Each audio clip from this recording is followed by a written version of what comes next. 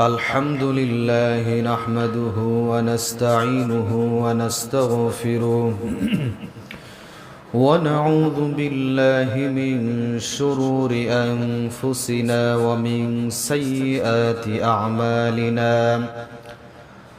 من يهده الله فلا مضل له ومن يضلل فلا هادي له. ونشهد أن لا إله إلا الله وحده لا شريك له. ونشهد أن سيدنا وحبيبنا ومولانا محمدا عبده ورسوله الذي أرسله بالحق بشيرا ونذيرا وداعيا إلى الله بإذنه وسراجا وقمرا منيرا.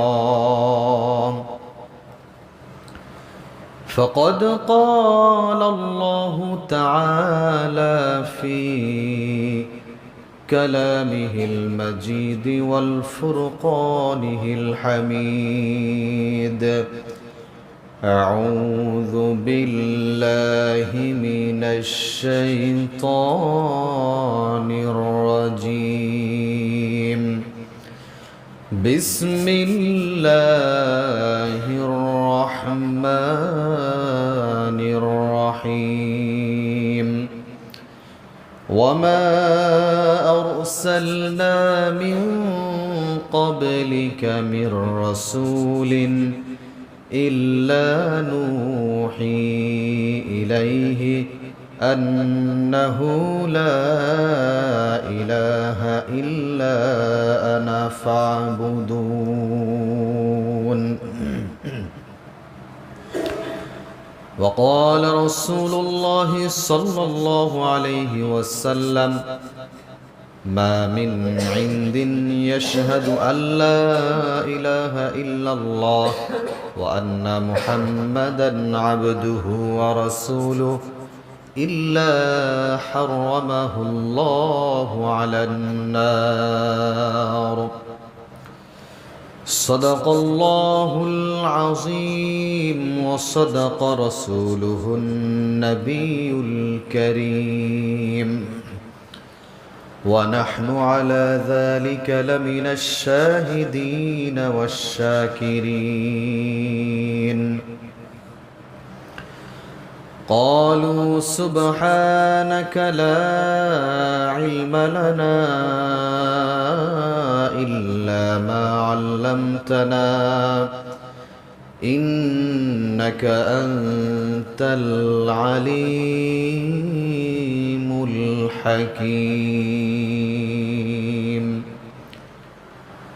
وقال تعالى في شان حبيبه ومحبوبه: إن الله وملائكته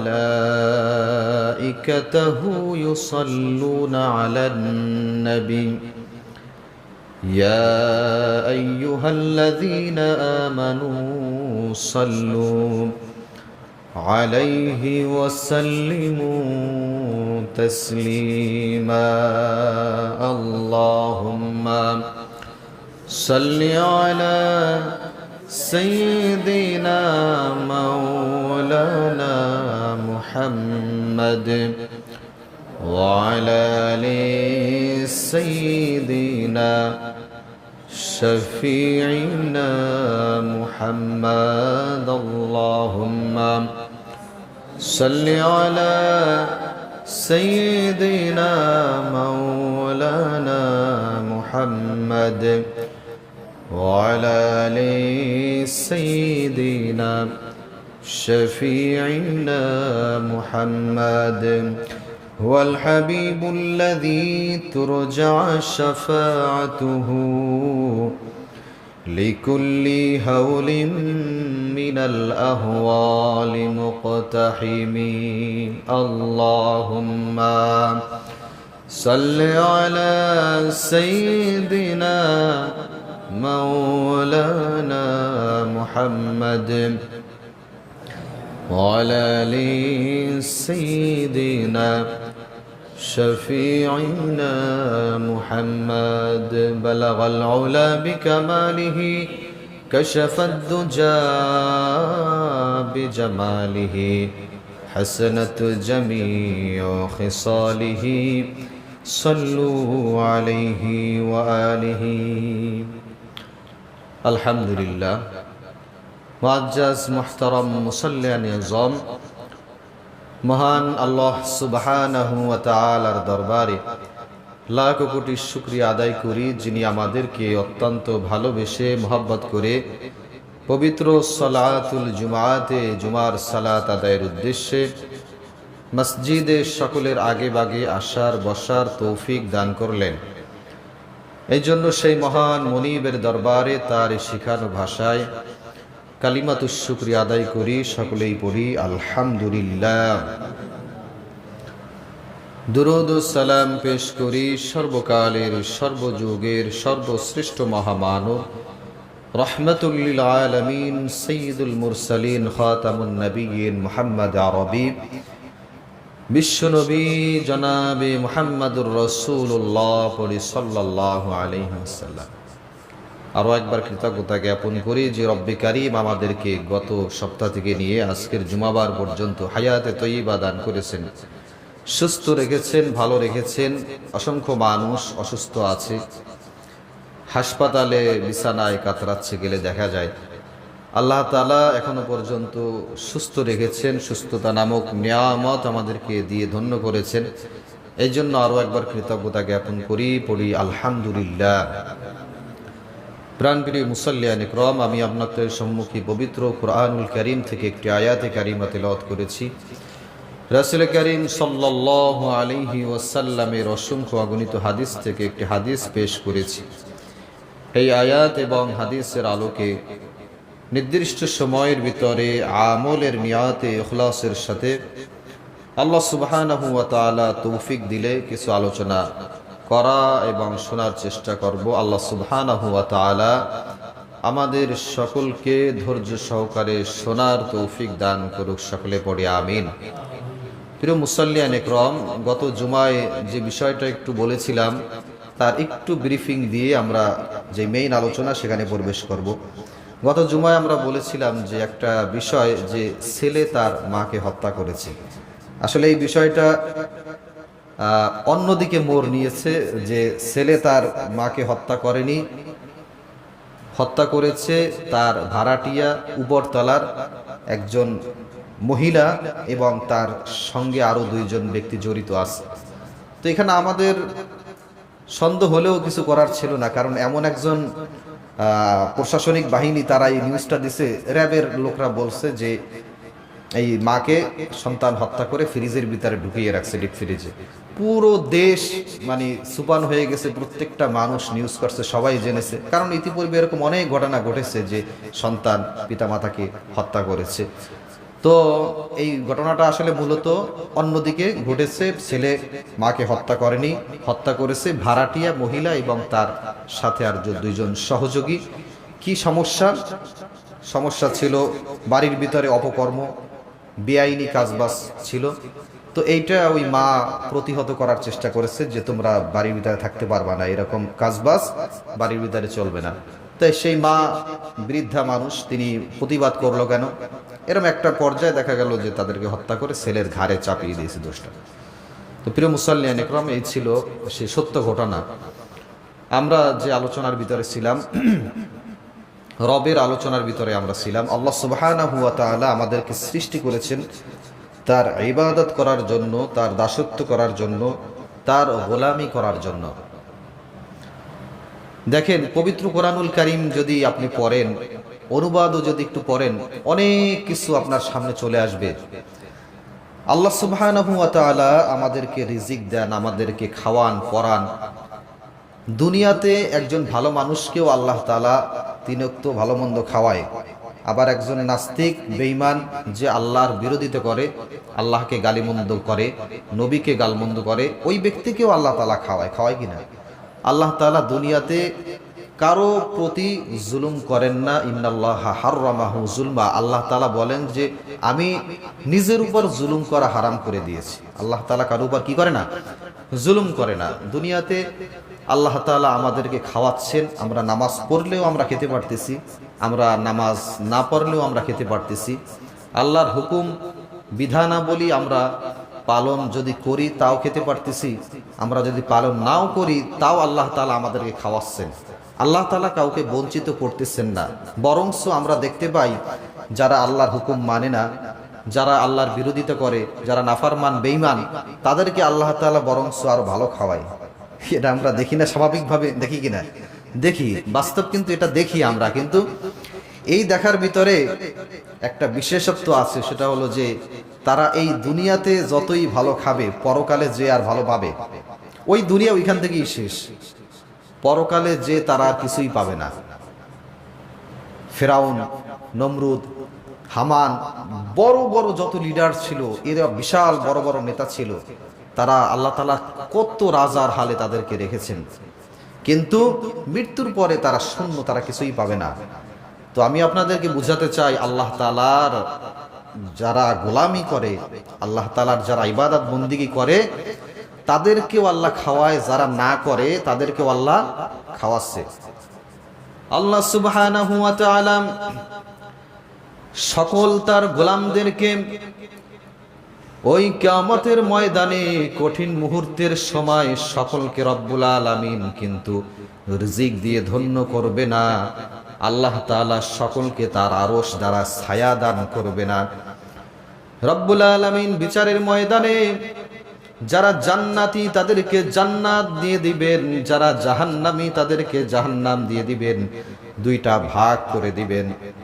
যখন জাহান্নামী জাহান্নামে চলে যাবে, জাহান্নামে যে যখন ওই আযাব, তিনি কষ্টর ভিতরে থাকবে, যখন আযাবগুলো ভোগ করতে থাকবে জাহান্নামের ভিতরে, পবিত্র কোরআনুল কারীমের ভিতরে আসছে, আল্লাহ পাক রব্বুল আলামিনের কাছে ওই জাহান্নামী বান্দা বলবে, রব্বুল আলামিন জাহান্নামের আযাব তো সহ্য করতে পারতেছি না, রব্বুল আলামিন তুমি আমাকে একটু পানি দাও। রব্বুল আলামিন পানি দিবে না, বরংস পানির বদলে বিষাক্ত পুঁজ, গরম রক্ত তার সামনে দিয়ে দেওয়া হবে। ওয়ানাদা আসহাবুন নারি আসহাবাল জান্নাতি আন আফিদু আলাইনা। এই বান্দা জান্নাতি যেই ব্যক্তি, তাদেরকে ডাক দিয়ে বলবে, ওয়ানাদা আসহাবুন নার, রব্বুল আলামিন আমাকে জাহান্নাম দান করে দিয়েছে, তোকে জান্নাত দিয়েছে, তুমি না আমার বন্ধু ছিলা, দুনিয়ায় থাকা অবস্থায় একসাথে ঘোরাফেরা করেছি, একসাথে খেলাধুলা করেছি, একসাথে সব কাজ বাজ করেছি দুইজনে, আজকে তুমি জান্নাতে চলে গেছো আর আমি জাহান্নামে চলে গেছি। আমি রব্বুল আলামিনকে এক ফোঁটা পানি চেয়েছিলাম, রব্বুল আলামিন আমাকে পানি দেয় নাই, বিষাক্ত পুঁজ দিয়েছে। তুমি রব্বুল আলামিনকে পানি চেয়েছিলে, তোমাকে দুধের নহর দিয়ে দিয়েছে। ওয়ানাদা আসহাবুন নারি আন আফিদু, আন আফিদু শব্দের অর্থ হলো সামান্য পরিমাণে আমাকে একটু পানি দাও। যে বন্ধু দুনিয়ায় থাকা অবস্থায় একসাথে ছিলাম, তুমি আমাকে একটু হেল্প করো, আজকে তুমি জান্নাতে চলে গেছো, আমি জাহান্নামে, একটু পানি তুমি আমাকে দাও। ওই বান্দা চাইলেও দিতে পারবে না, এখান থেকে রেস্ট্রিকশন আছে, বাধা রয়েছে। যেই ব্যক্তি জান্নাতি সে চাইলেও জাহান্নামী বন্ধুকে হেল্প করতে পারবে না, তাকে কিছুই দিতে পারবে না, সান্ত্বনাও দিতে পারবে না, অনেক পার্থক্য থাকবে, দূরত্ব থাকবে, কিন্তু দেখতে পারবে একজন আরেকজনকে, মনের আকুতিগুলো বলতে পারবে, কিন্তু কেউ কাউকে সাহায্য সহযোগিতা করতে পারবে না। দুনিয়ায় থাকা অবস্থায় বন্ধু নামাজ পড়ে না, আমি জানি, বন্ধু বলেছে যে 1 লাখ টাকা ধার দাও, বন্ধু নামাজ পড়ে না, আল্লাহর বিরোধিতা করে, রোজা রাখে না, কিন্তু তার সাথে আমার গভীর নিবিড় সম্পর্ক আছে, বন্ধু মানুষ, সে চেয়ে বসছে, আমি তার 1 লাখ টাকা ধার দিলাম। বন্ধু মানুষ বাড়িতে বেড়াতে আসছে, এখন আমি জানি সে নামাজ কালাম পড়ে না, ঠিক মতো রোজা রাখে না, সে বাড়িতে বেড়াতে আসছে, আমি কি বলবো যে বন্ধু তোমার জন্য আমার ঘরের খাবার বন্ধ, তুমি খেতে পারবা না, তুমি চলে যাও? বলে নাকি? বলে না। বন্ধু বন্ধুকে কথা বলে না। কিন্তু জান্নাত জাহান্নাম যখন পেয়ে যাবে, এই বন্ধু বলা তো দূরের কথা, সাহায্য করার মতো ক্ষমতা তার থাকবে না। জাহান্নামী ব্যক্তি ডাক দিয়ে বলবে জান্নাতি বন্ধুকে, কিন্তু কিছু করতে পারবে না। সেই রবের গোলামি করো। আল্লাহ রাব্বুল আলামিন বলেন, প্রত্যেক নবীদেরকে উম্মতকে লক্ষ্য করে এই কথাটাই বারবার বলে যে তোমরা রবের গোলামি করো। এই যে রবের আলোচনার ভিতরে ছিলাম, বারবার একটা কথাই আল্লাহ তাআলা বলেছেন, একাধিক আয়াতের ভিতরে আসছে, যেই আয়াতগুলোর অনুবাদ আমরা একবার করে শুনবো। আমাদের সমস্যা হলো যখনই কোরআনের আয়াত শুনি, অনুবাদ শুনি, ভালো কথা শুনি, আর কি ঘুমের ভিতরে ডুবে যাই। আর যদি একটু অন্যদিকে আলোচনা, ঘটনা বলা হয় বা কিস্সা কাহিনীও বলা হয়, তো একদম মনোযোগ দিয়ে তাকিয়ে সব কথা শোনা হয়। তো একটু শোনার চেষ্টা করি যে আয়াতগুলো আল্লাহ তাআলা কি বলছেন, বান্দাদেরকে লক্ষ্য করে, নবীদেরকে লক্ষ্য করে আমাদেরকে কি বলেছেন। বারবার সকল নবীকে লক্ষ্য করে আল্লাহ তাআলা বলেন, ইয়া কওমি ইবুদুল্লাহ, আল্লাহর গোলামি করো, মা লাকুম মিন ইলাহিন গায়রু, আল্লাহ ছাড়া কোনো কি নাই, ইলাহ নাই। এক রব্বুল আলামিনের গোলামি করো, মা লাকুম মিন ইলাহিন গায়রু, আমি রব্বুল আলামিন ছাড়া তোমাদের কোনো ইলাহ নাই। এরপরে সূরা আম্বিয়ার ভিতরে আল্লাহ সুবহানাহু ওয়া তাআলা 25 নম্বর আয়াতের ভিতরে জানিয়েছেন, ওয়ামা আরসালনা মিন ক্বাবলিকা মির রাসূলিন ইল্লা নূহি ইলাইহি আন্নাহু লা ইলাহা ইল্লা আনা ফাবুদুন। নবীদেরকে লক্ষ্য করে বলেন, হে রাসূল, আপনার আগে আমি যত নবী রাসূল প্রেরণ করেছি, প্রত্যেকের কাছে এই বার্তা দিয়েছি, লা ইলাহা ইল্লাল্লাহ, তোমরা এই কথা বলবে আল্লাহ ছাড়া কোনো ইলাহ নাই, মা লাকুম মিন ইলাহিন গায়রু ইল্লা আনা ফাবুদুন, সুতরাং তোমরা রবের ইবাদত করো, রব্বুল আলামিনের ইবাদত করো। সকলেরই একই কথা ছিল যে আল্লাহ ছাড়া কেউ কি নাই, ইলাহ নাই, আর রব্বুল আলামিনের একমাত্র ইবাদত করো। আল্লাহ সুবহানাহু ওয়া তাআলা সূরা নাহলের 36 নম্বর আয়াতের ভিতরে জানিয়েছেন যে নবীদেরকে আল্লাহ তাআলা যে পাঠিয়েছেন, এই কথাটাও আল্লাহ তাআলা পবিত্র কোরআনুল কারীমের ভিতরে বলেন, ওয়ালাকাদ বাআসনা ফি কুল্লি উম্মাতির রাসূলান আনি ইবুদুল্লাহ ওয়াজতানিবুত তাগুত, যে আমি প্রত্যেক জাতির কাছে একজন বার্তা বাহক দূত প্রেরণ করেছি, যারা কি করেছেন, ওয়াজতানিবুত তাগুত আনি ইবুদুল্লাহ, যে আল্লাহর ইবাদত করো, ওয়াজতানিবুত তাগুত, তাগুতকে প্রত্যাখ্যান করো, অস্বীকার করো, যে আল্লাহর ইবাদত করো, এবং তাগুত অপশক্তি যেটা, এটা তোমরা বিশ্বাস করবে না। শক্তির আধার কেবলমাত্র একমাত্র কে? আল্লাহ সুবহানাহু ওয়া তাআলা। সকল শক্তি, এই দেখেন অনেক সময় আমরা এই টিভিতে নিউজ শুনি, ঘূর্ণিঝড় অমুক বেগে আসতেছে, পুরা লয় করে দিবে, তো একটু পর দেখা যাচ্ছে যে সেই যেই পরিমাণে নিউজ আসছে তার 1%ও আসে নাই, 1%ও আসে নাই। এইটা নিয়ন্ত্রণ করলো কে? আল্লাহ সুবহানাহু ওয়া তাআলা নিয়ন্ত্রণ। এই শক্তির আধার, পরিপূর্ণ শক্তি আল্লাহ সুবহানাহু ওয়া তাআলা। আমরা দেখেছি যে সুনামিতে পুরো দেশ, একটা শহর লয় হয়ে গেছে কয় সেকেন্ডের ভিতরে, 1 সেকেন্ডের ভিতরে পুরো একটা শহর লয় হয়ে গেছে। তো এই যে শক্তির আধার, এটা আপনাকে বিশ্বাস করতে হবে ঈমানের সাথে, যে একজন ভয় দিল আর আপনি আল্লাহকে বললেন দেয়ার ইজ নো গড, স্রষ্টা বলতে কিছুই নেই, আমি স্রষ্টা বিশ্বাস করি নাই, আনসিন ইজ নাথিং, যেটা দেখি নাই সচক্ষে সেটা বিশ্বাস করি না। যেহেতু গত সপ্তাহে বলেছিলাম ফেরেশতা পিটায় না, এই জন্য নামাজও ঠিক মতো আসি না। যদি ফেরেশতায় ঠিকই পিটাইতো, ফজরের নামাজ, অন্যান্য নামাজ ঘরের ভিতরে বসে থাকতাম না। তো এই কথাগুলো বলা একদমই অযৌক্তিক, যে আল্লাহ তাআলা আমাদেরকে সৃষ্টি করেছেন এটা বিশ্বাস করা, শক্তির আধারকে আল্লাহ সুবহানাহু ওয়া তাআলা, এটা মানা, মেনে সেটা আমাদেরকে পালন করা। আমরা বিশ্বাস করি, সব জানি বুঝি, কিন্তু পালন করি না, কিন্তু মানি না। এই জন্য আল্লাহ তাআলা বলেন, ওয়াজতানিবুত তাগুত, তাগুতকে প্রত্যাখ্যান করো, অস্বীকার করো, যে শক্তির আধার কিন্তু একজন আছে, এটা বিশ্বাস করা তোমাদের জন্য। আমার ভাইয়েরা, এরপর প্রত্যেকটা নবীদেরকে আল্লাহ তাআলা একটা দাওয়াত দিয়েছেন। প্রত্যেকটা জাতির কাছে, প্রত্যেকটা উম্মতের কাছে একজন নবী পাঠিয়ে আল্লাহ তাআলা কি বলে দিয়েছেন সেই কথা পবিত্র কোরআনুল কারীমে আল্লাহ তাআলা জানায়।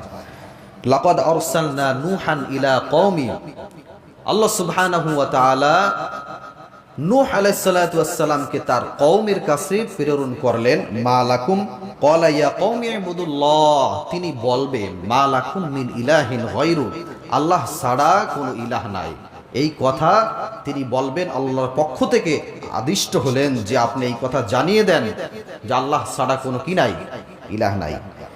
এরপরে ওয়া ইলা আদিন আখাহুম হুদা, হুদ আলাইহিস সালাতু ওয়াস সালামকে আদ জাতির নিকট প্রেরণ করেছিলেন। ক্বালা ইয়া কওমি ইবুদুল্লাহ মা লাকুম মিন ইলাহিন গায়রু, তিনিও বলেছেন ক্বালা ইয়া কওমি ইবুদুল্লাহ, আল্লাহর ইবাদত করো, মা লাকুম মিন ইলাহিন গায়রু। ওয়া ইলা সামুদ আখাহুম সালিহা, সালিহ আলাইহিস সালাতু ওয়াস সালামকে সামুদ জাতির নিকট প্রেরণ করেছিলেন। ক্বালা ইয়া কওমি ইবুদুল্লাহ মা লাকুম মিন ইলাহিন গায়রু, তিনিও বলেছিলেন একই দাওয়াত, ক্বালা ইয়া কওমি ইবুদুল্লাহ, আল্লাহর ইবাদত করো, মা লাকুম মিন ইলাহিন গায়রু, আল্লাহ ছাড়া তোমাদের কোনো ইলাহ নাই। এরপরে ওয়াইলা মাদিয়ান আখাহুম শুআইবা, শুআইব আলাইহিস সালাতু ওয়াস সালামকে মাদিয়ান জাতির নিকট, কওমের নিকট প্রেরণ করেছিলেন। তিনি একই দাওয়াত দিয়েছিলেন, ক্বালা ইয়া কওমি ইবুদুল্লাহ, আল্লাহর ইবাদত করো, মা লাকুম মিন ইলাহিন গায়রু, আল্লাহ ছাড়া কোনো ইলাহ নাই। প্রত্যেকটা কওমের কাছে আল্লাহ তাআলা একই বার্তা দিয়েছিলেন নাকি ভিন্ন বার্তা? একই বার্তা দিয়েছিলেন, কারণ আল্লাহ তাআলা জানে যে ইলাহ হিসাবে তারা একাধিক পালন করতে পারে, ইলাহ হিসাবে তারা একাধিক ইলাহ এখানে নিয়ে আসবে। এই জন্য একটাই দাওয়াত ছিল, রব হিসাবে পালন করো, প্রতিপালক হিসাবে আমাকে মানো। আল্লাহ তাআলা এই কথা বলেন নাই মা লাকুম মিন ইলাহিন গায়রু, ইলাহ হিসাবে আমাকে পরিপূর্ণভাবে মানো, কারণ ইলাহ হিসাবে যে ব্যক্তি মানে তার রব হিসাবে, প্রতিপালক হিসাবেও মানা হয়ে যায়। আমার ভাইরা, আল্লাহ সুবহানাহু ওয়া তাআলা বলেন, তোমরা কে কারা আমার সাক্ষাৎ কামনা করো? আমি যদি প্রশ্ন করি রবের সাক্ষাৎ আপনারা কে কামনা করেন? একযোগে সবাই বলবো আমরা রবের সাক্ষাৎ কামনা করি। আল্লাহ সুবহানাহু ওয়া তাআলার সাক্ষাৎ কামনা করব না এমনটা কেউ আমরা চাই না, প্রত্যেকেই চাই রব্বুল আলামিনের সাক্ষাৎ আমরা কামনা করব। আল্লাহ সুবহানাহু ওয়া তাআলার সাক্ষাৎ আমরা সকলেই চাই, চাই কিনা? আল্লাহ সুবহানাহু ওয়া তাআলার সাক্ষাৎ চাই কিনা? প্রত্যেকেই আমরা চাই যে আল্লাহ তাআলার সাক্ষাৎ আমরা কামনা করি, কারণ রবের সাক্ষাৎ যে পেয়ে যাবে তাকে আল্লাহ সুবহানাহু ওয়া তাআলা তো খুব সহজেই তাকে বরণ করে নেবেন, মাফ করে দিবেন। এই জন্য আল্লাহ তাআলা বলেন, ফামান কানা ইয়ারজু লিকা রাব্বিহি ফালইয়ামাল আমালান সালিহা, তোমরা যারা আমি রব্বুল আলামিনের সাক্ষাৎ কামনা করো, ফামান কানা ইয়ারজু লিকা রাব্বিহি ফালইয়ামাল আমালান সালিহা, দুইটা কাজ করবে। ফালইয়ামাল আমালান সালিহ, আমলে সালিহ করবে। ওয়ালা ইউশরিক বিইবাদাতি রাব্বিহি আহাদা, আর আমি রবের সাথে কাউকে শিরক করবে না। একটা আমলে সালিহ, আমলে সালিহ বলতে কি বুঝি? আমলে সালেহ মানে সৎ কাজ করা, ভালো কাজ করা, নেক কাজ করা।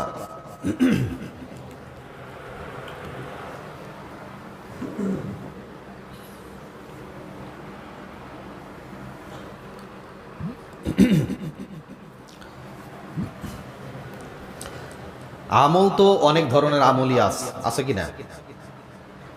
একটা মানুষকে দেখানোর জন্য আমল করি, এটাও একটা আমল। কাউকে খুশি করার জন্য আমল করি, এটাও একটা আমল। তো এক আমল হচ্ছে মানুষকে দেখানোর জন্য বা কিছু পাবার আশায়, কিছু হাসিলের আশায়, এটা এক ধরনের আমল, এটাকে বলে লৌকিকতা, রিয়া। তো আমলে সালেহ হলো যেটার ভিতর কোনো লৌকিকতা থাকবে না, কিছু প্রাপ্তির আশা থাকবে না, যেটার ভিতরে কিছু পাবো, কিছু হাসিল হবে, এমন কিছু থাকবে না। আমলে সালেহ হলো একনিষ্ঠ আমল, যে আমল দ্বারা আমি রবকে খুশি করব, যে আমল দ্বারা আমি আমার রব আল্লাহ সুবহানাহু ওয়া তাআলাকে পরিপূর্ণ রাজি খুশি করব। আমি যদি নামাজে আসি যে অমুক আসলে খুশি হবে, অমুক ব্যক্তি দেখলে আমাকে বাহ বাহ বলবে, আমি যদি মসজিদে যাই নামাজ পড়ি তো আমাকে সবাই ভালো বলবে, তো এই যে আমাকে ভালো বলবে নিয়াতটা এর ভিতরে আছে, আমলে সলেহ এখানে হবে না, এই পুরস্কার আপনি আল্লাহর পক্ষ থেকে পাবেন না। যদি আপনার ভিতরে এই নিয়ত থাকে যে আমি নামাজে যাচ্ছি, আমার রব আল্লাহ সুবহানাহু ওয়া তাআলা আমার উপর খুশি হবে, এই আমলটা আপনার জন্য কাজে আসবে।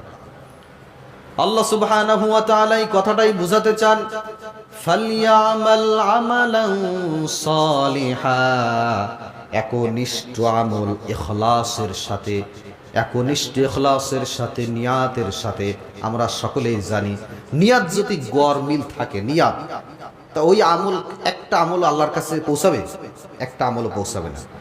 সহিহ বুখারীর একদম প্রথম হাদিসটা, ইন্নামাল আমালু বিন্নিয়াত। আপনার নিয়াতের ভিতর ত্রুটি আছে, আপনার কোন আমল কাজে আসবে না।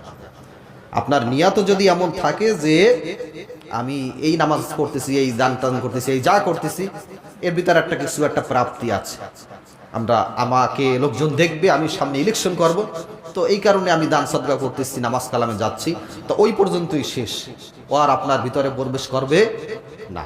আপনি যাচ্ছেন মসজিদে, যে যদি গরুটা জবাই দেয় না এলাকায়, তখন যদি যাই হাজির হইয়া নেই তাহলে কেমন হয়ে যায়।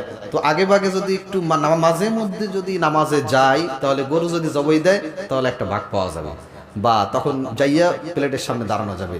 আল্লাহর কসম করে বলি, এই নামাজ আপনার জন্য বিন্দু মাত্র কোনো উপকার করতে পারবে না। এই নামাজ আল্লাহ সুবহানাহু ওয়া তাআলার কাছে পৌঁছাবে না। আমলে সালেহ হলো একনিষ্ঠভাবে আপনি সেজদা দেবেন আল্লাহকে রাজি খুশি করার জন্য। এখানে মানুষ আসবে কেন?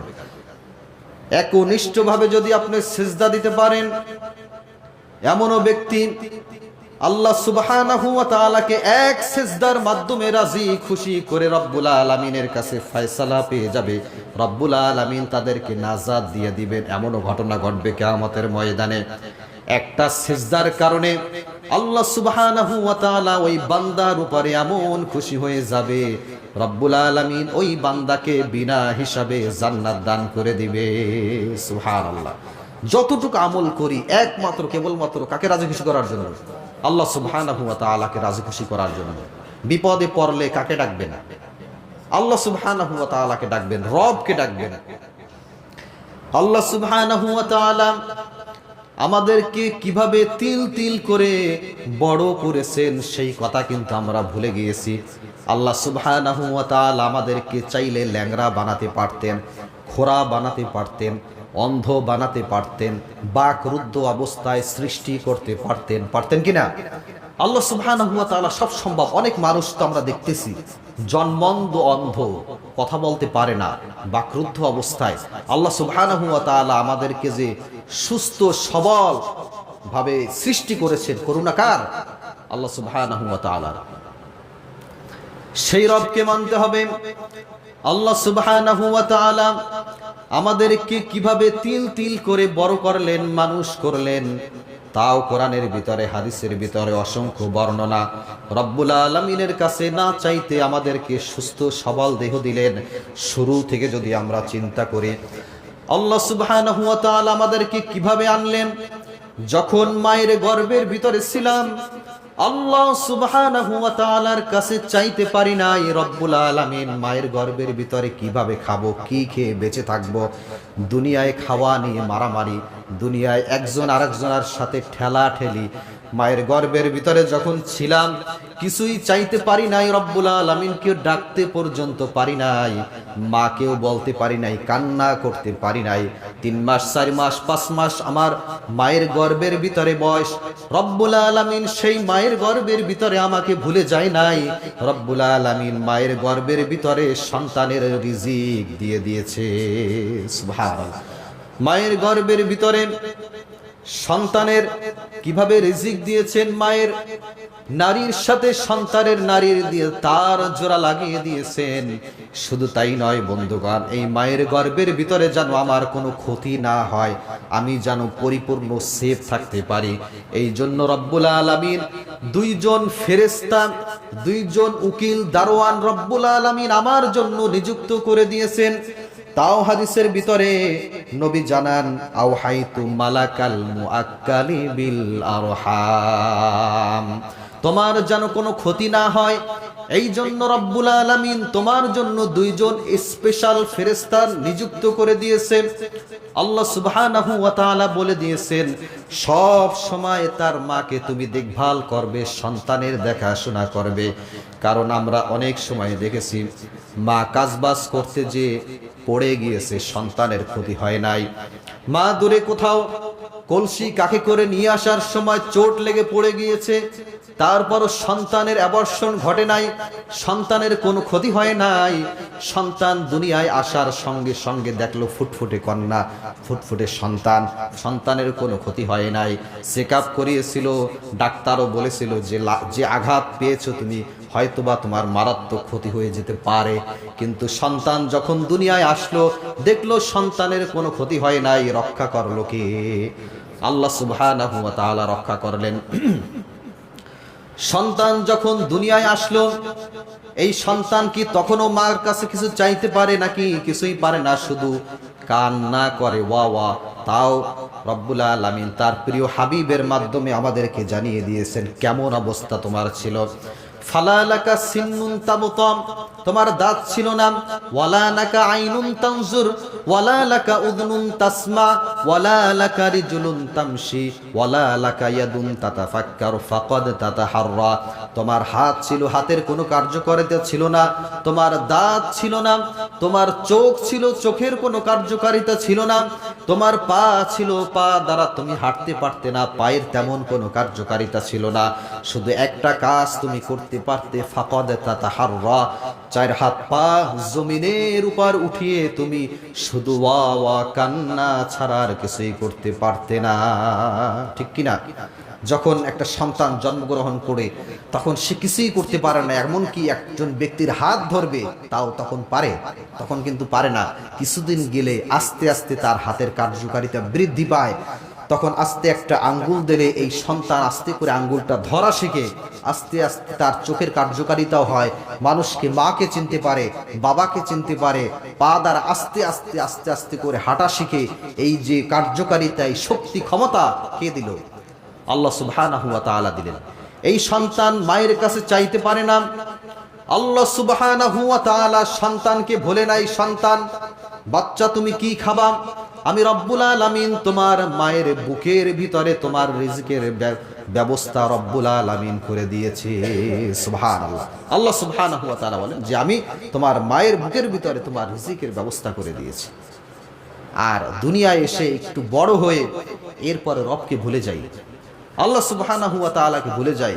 আল্লাহ তাআলা যে রিজিক দেয়, যদি ফসল উৎপাদনের ক্ষমতা কমিয়ে দেয়, এলাকাব্যাপী মহামারী শুরু হয়ে যায়, বীজ বপন করলাম ফসল হবে না, যদি এমন হয় কোথায় যাবেন? কন্যা এখন সেজদা দিচ্ছি না, যদি এমন হয় কোথায় যাব?